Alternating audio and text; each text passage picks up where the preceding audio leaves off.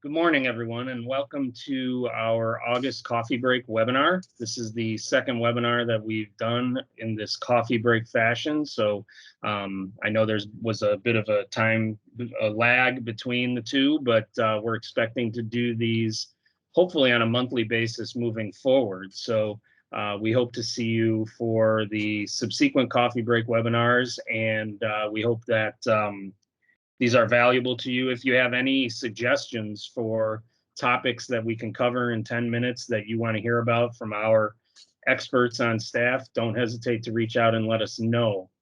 We hope you have your coffee ready to go, and if so, we are ready to go. The title of today's coffee break webinar is Understanding Producing Without the Benefit of Inspection. I'm Andy Hanasek. I'm your moderator, and I am the Vice President of Communications for We Are Food Safety. You're not here to listen to me talk, though, so I'll tell you our esteemed presenters today are two of We Are Food Safety's expert staff food safety consultants. We've got Sam Bibbs and Abbey Davidson today. Sam and Abbey, thanks so much for stepping up and sharing some of your insights.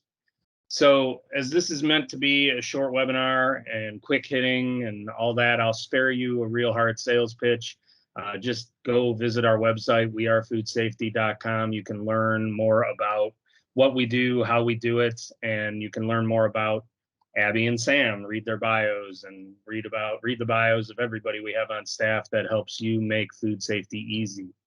Enough talking from me. Without further ado, I want to hand over the controls to our presenters. Sam, I believe you're first up, so go ahead and take it away. Thanks, Andy. So today, Abbey and I were both food safety consultants here at We Are Food Safety, and we're going to be discussing producing without the benefit of inspection and what that means for you as processors and how you can avoid doing so. So what producing without the benefit of inspection means is when you are producing outside your designated inspection hours with that bug present on your label. So this is when you're producing without an FSIS employee present. This is typically seen during slaughter, but sometimes during additional processing. So official establishments, you are provided inspection services from FSIS for up to 8 consecutive hours a day or 40 hours in a work week.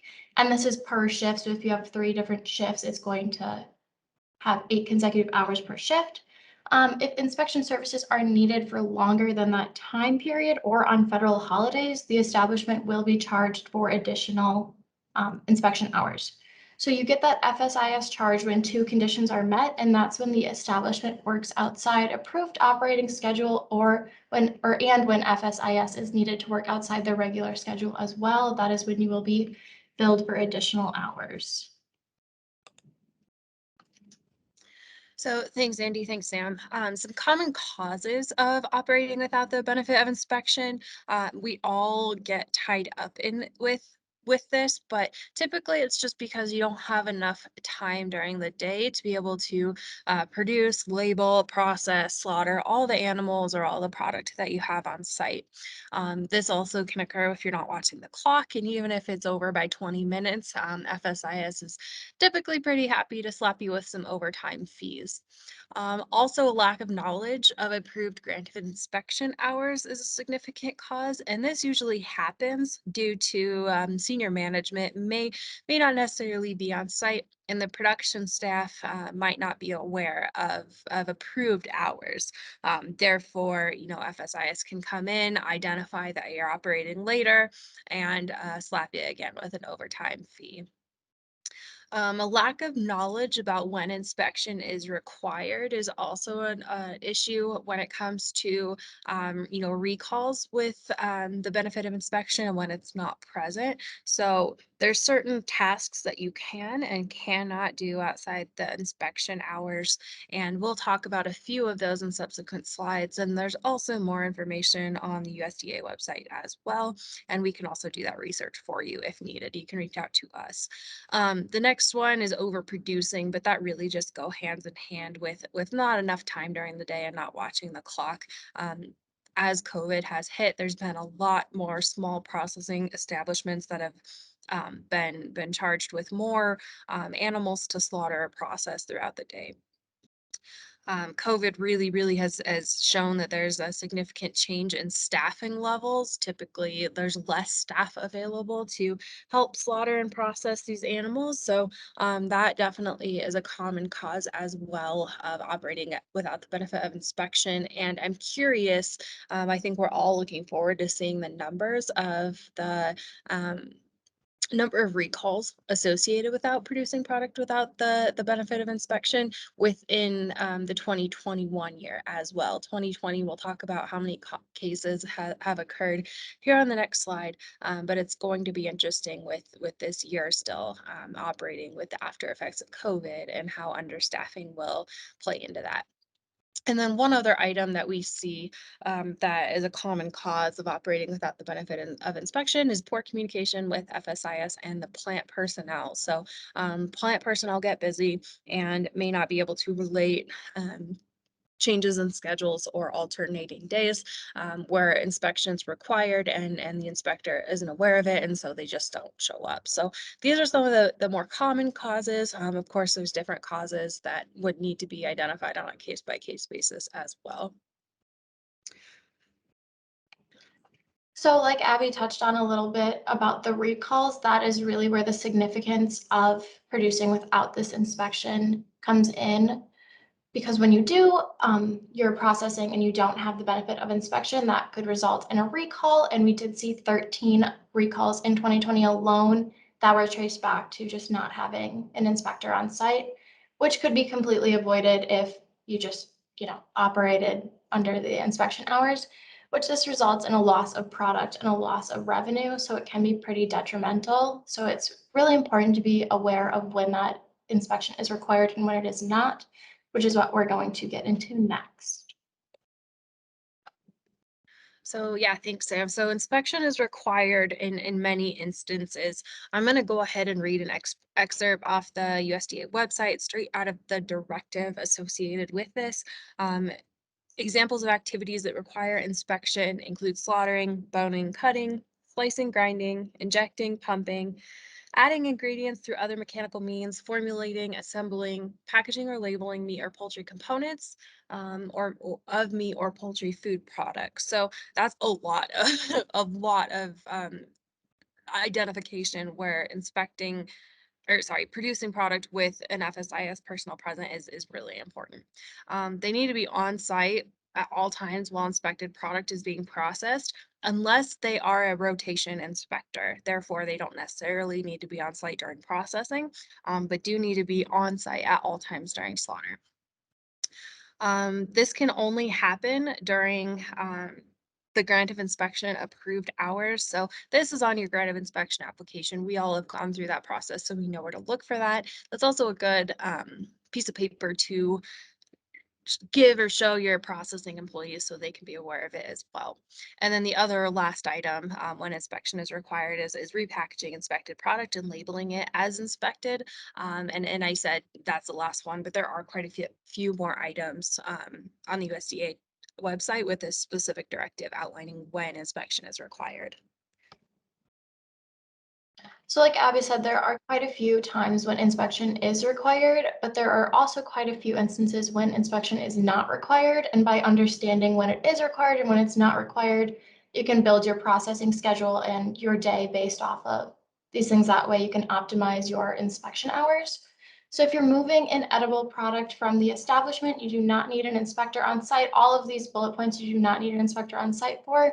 So if you're monitoring a critical control point outside inspection hours, that's totally fine. If you put something in your smokehouse, especially if you have electronic probes that are tracking the lethality and the cooling and things like that, then you are good. You do not need an inspector there. You can do a direct observation as well. Quartering a beef carcass to facilitate loading or making a single cut for grade determination. No inspector is needed for that. When you're receiving your meat or poultry or your spices or any other ingredients from other establishments, you do not need an inspector. When you're shipping product, you also don't need one. And then performing SSOP tasks, corrective actions, an inspector is not needed, and your pre-shipment records review so that at the end of the day, you can just do that without your inspector on site. That way you can optimize your time by scheduling that last, or when you're collecting or testing samples. You also do not need an inspector on site. So hopefully that clears things up about when you need an inspector, when you don't need an inspector, and what happens if you produce without an inspector. Andy, do you want to take it away? Yeah, no, that's great. Abby and Sam, thank you both. Obviously, Sam, if you want to put that slide back up, that people can see your email addresses. Obviously, if you have any questions offline that you'd like to share or like to ask, Abby and Sam are available. They'll get back to you. They're very busy, right? Abby, right, Sam? Right. They will happily answer whatever questions they can, or at least pass you on to one of our other food safety consultants that can help you. We have a great staff. I guess the only question that I would have, since I don't see any questions coming in yet, Abby and Sam, is a lot of this seems to boil down to communicating well with your inspector, right? And with the staff, on board.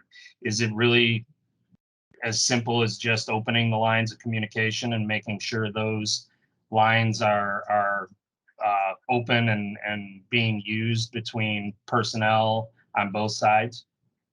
Yeah, that's a great question, Andy. I think the importance in any industry, any facility, any company environment is communication. And the concern there is that sometimes we don't necessarily have establishments where they feel like they can communicate with their inspector in an easy, effective way. But absolutely, it does come back to communication for the most part, and just really knowing the ropes and knowing the industry that you're in. So I think that's the benefit of our staff at We Are Food Safety as well, is that we can help facilities navigate those areas and find definitive answers for these situations. Great. Sam, Abby, was there anything you wanted to add on top of the great presentation you just gave? Anything in addition, or any key takeaways out of all of those slides that you wanted to harp on? Do you have anything, Sam? I don't. Okay. Yeah, I don't either. Just know if there is any gray areas or you're not sure when to process or slaughter with your inspector present, just give us a call. We can help navigate through it. All right, well, that's pretty much all the time we have for today. Thank you, Abby. Thank you, Sam, for a great presentation. Those of you who attended, thank you so much for taking the time out. Obviously, check out our website, weareFoodSafety.com, or visit us and follow us on Facebook. We also have a blog where we're sharing some education as well. That's foodsafetyexperts.blogspot.com, and you could get to that from our website as well. So reach out to us at any time, and thank you again for joining us, and have a great rest of the day and a great week.